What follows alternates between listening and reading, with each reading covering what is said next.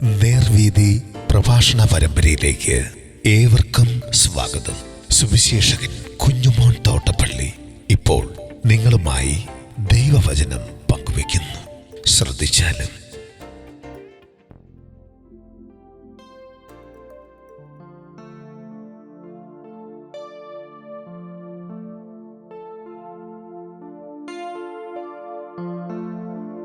അദൃശ്യനായ പിതാവ് പുത്രനിൽ. ദൈവനാമത്തിന് മഹത്വം ഉണ്ടാകട്ടെ. യോഹന്നാൻ സുവിശേഷം 14 അധ്യായത്തിന്റെ 8 മുതൽ 11 വരെ ഞാൻ വായിക്കുന്നത് ശ്രദ്ധിച്ചാൽ, ഫിലിപ്പോസ് അവനോട്, കർത്താവേ, പിതാവിനെ ഞങ്ങൾക്ക് കാണിച്ചു തരണം, എന്നാൽ ഞങ്ങൾക്ക് മതിയെന്ന് പറഞ്ഞു. യേശു അവനോട് പറഞ്ഞത്, ഞാൻ ഇത്ര കാലം നിന്നോടുകൂടെ ഇരുന്നിട്ടും നീ എന്നെ അറിയുന്നില്ലേ ഫിലിപ്പോസേ? എന്നെ കണ്ടവൻ പിതാവിനെ കണ്ടിരിക്കുന്നു. പിന്നെ പിതാവിനെ ഞങ്ങൾക്ക് കാണിച്ചു തരണം എന്ന് നീ പറയുന്നത് എങ്ങനെ? ഞാൻ പിതാവിലും പിതാവ് എന്നിലും ആകുന്നു എന്ന് നീ വിശ്വസിക്കുന്നില്ലയോ? ഞാൻ നിങ്ങളോട് പറയുന്ന വചനം സ്വയമായിട്ടല്ല സംസാരിക്കുന്നത്, പിതാവ് എന്നിൽ വസിച്ചുകൊണ്ട് തൻ്റെ പ്രവൃത്തി ചെയ്യുന്നു. ഞാൻ പിതാവിലും പിതാവ് എന്നിലും എന്ന് എന്നെ വിശ്വസിപ്പീൻ, അല്ലെങ്കിൽ പ്രവൃത്തി നിമിത്തം എന്നെ വിശ്വസിപ്പീൻ.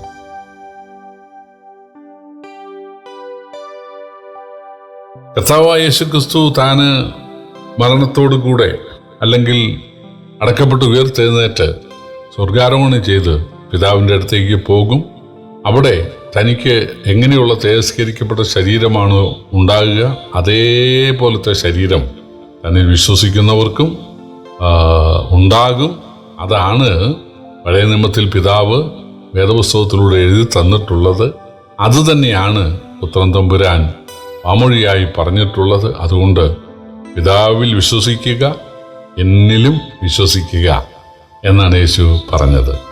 അപ്പോൾ പിതാവിൻ്റെ അടുക്കൽ പോകുന്ന കാര്യമൊക്കെ പറഞ്ഞപ്പോൾ, അത് കേട്ടപ്പോൾ ഫിലിപ്പോസ് എന്ന ശിഷ്യൻ പറയുകയാണ്, കർത്താവേ, ഞങ്ങൾക്ക് പിതാവിനെ കാണിച്ചു തരണം. പ്രിയപ്പെട്ടവരെ, ബൈബിൾ വെളിപ്പെടുത്തുന്ന ദൈവം 3 ആളത്വമുള്ള ഏകദൈവമാണ്. ഒരു ദൈവം എന്നല്ല, ഏകദൈവം. ഏകമെന്ന് പറഞ്ഞാൽ ഒന്നിലേറെ വ്യക്തിത്വങ്ങൾ കൂടുന്നതാണ്. ഭാര്യാഭർത്താക്കന്മാരെ കുറിച്ച് പറയുന്ന അവർ മേലാൽ 2 അല്ല, ഏകദേഹം അത്രേ എന്നാണ്. സാരാംശത്തിൽ തുല്യതയുള്ള 3 ആളത്വങ്ങളാണ് പിതാവും പുത്രനും പരിശുദ്ധാത്മാവും. സാരാംശം എന്ന് പറഞ്ഞാൽ ദൈവത്തിൻ്റെ സ്വാഭാവിക ഗുണലക്ഷണങ്ങളും ധാർമ്മിക ഗുണലക്ഷണങ്ങളും. സ്വാഭാവിക ഗുണലക്ഷണം എന്ന് പറഞ്ഞാൽ സൃഷ്ടാവ്, പരിപാലകൻ, ന്യായാധിപൻ, സർവശക്തൻ, സർവജ്ഞാനി, സർവവ്യാപി, ഇതൊക്കെയാണ്. ധാർമ്മിക ഗുണലക്ഷണങ്ങൾ എന്ന് പറഞ്ഞാൽ വിശുദ്ധി, സ്നേഹം, നീതി, കരുണ, ഇതൊക്കെയാണ്.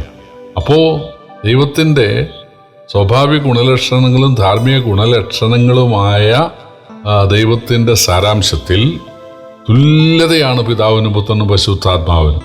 അതുകൊണ്ടാണ് 3 ദൈവമില്ല, ഏകദൈവം എന്ന് പറയുന്നത്. പക്ഷെ അതിൽ പുത്രൻ തമ്പുരാൻ മാത്രമാണ് ശരീരം ധരിച്ചത്. പിതാവും പരിശുദ്ധാത്മാവും അദൃശ്യരാണ്, അവർക്ക് ആത്മരൂപമുണ്ട്. പക്ഷേ ഇന്ന് നമുക്കവരെ കാണാൻ സാധിക്കുകയില്ല. നമ്മൾ ആത്മരൂപത്തിലായി കഴിയുമ്പോൾ സാധിക്കും. കർത്താവായ യേശുക്രിസ്തു എന്തിനാണ് മനുഷ്യ ശരീരം സ്വീകരിച്ചത്? യേശു അദൃശ്യനായിരുന്നു. യേശു മനുഷ്യ ശരീരം സ്വീകരിച്ചത് മനുഷ്യനായ ആദമാണ് പാപം ചെയ്തത്. ആദാം എന്ന ഏക മനുഷ്യന്റെ അനുസരണക്കേടിനാലാണ് എല്ലാവരും പാപികളായത്. അതുകൊണ്ട് യേശു ആദാമിനെ പോലെ ഒരു മനുഷ്യനായി ആദാമിൻ്റെ സന്തതി പരമ്പരകളുടെ ശിക്ഷ, ആ വംശത്തിലാണ് ജനിച്ചതെങ്കിലും പാപമില്ലാതെ ജനിച്ച കന്യക മറിയാമിൻ്റെ ഗർഭാശയത്തിലൂടെയാണ് യേശു പുറത്തു വന്നതെങ്കിലും മറിയാമിൽ നിന്ന് ശരീരമോ മാംസമോ രക്തമോ യേശു സ്വീകരിച്ചില്ല.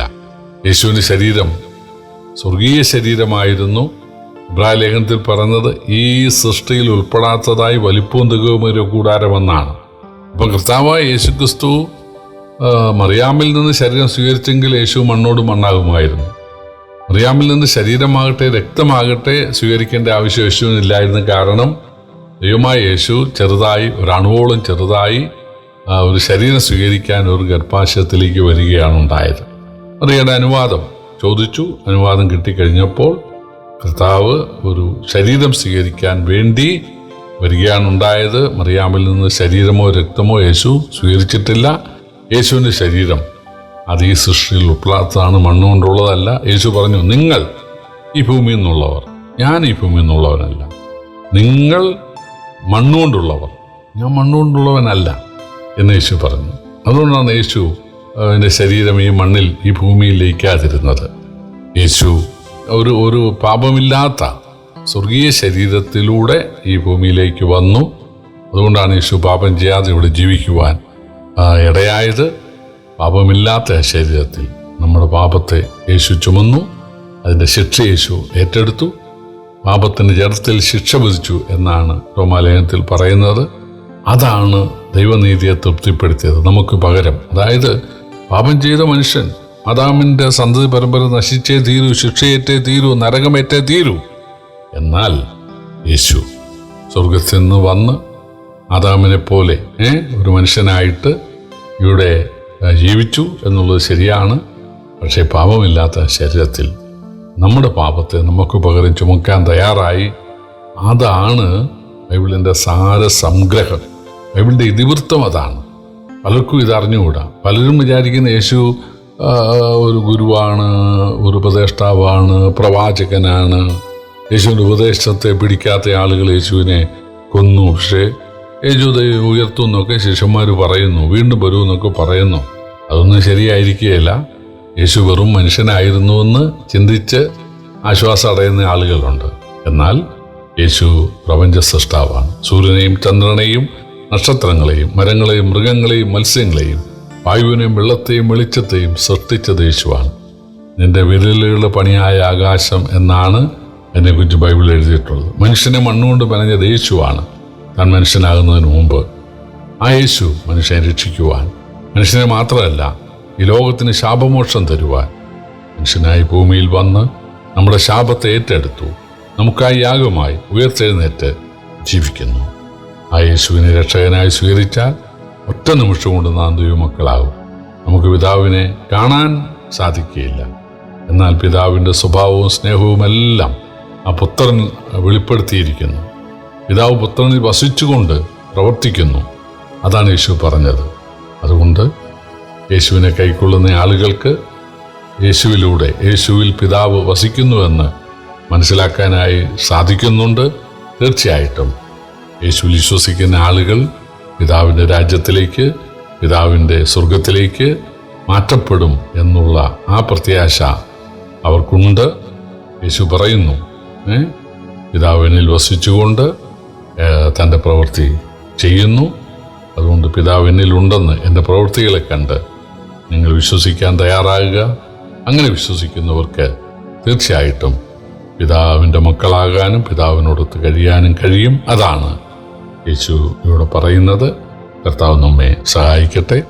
കർത്താവിൻ്റെ വിലയേറിയ നാമം വാഴ്ത്തപ്പെടുമാറാകട്ടെ.